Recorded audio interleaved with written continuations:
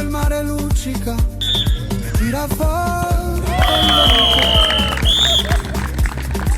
su una vecchia terrazza davanti al golfo di Sorrento. Un uomo abbraccia una ragazza dopo che aveva pianto. Poi si schiarisce la voce e ricomincia il canto. Te voglio bene assai.